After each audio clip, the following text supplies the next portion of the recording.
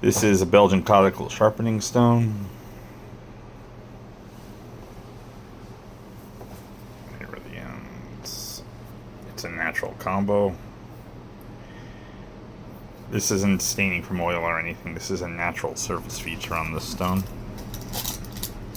This stone is 7 1/32 of an inch long by 1 19/32 of an inch wide by 21 1/32 of an inch thick. In total, in the middle, the conical section is 9 1/32 of an inch thick on one side and 1/4 of an inch thick on the other.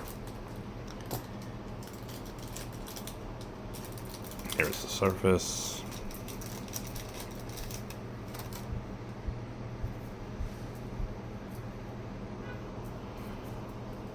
There is one chip in the Belgian blue, but it could be rolled out if you want very easily. Just didn't do it because I don't hone on it. So,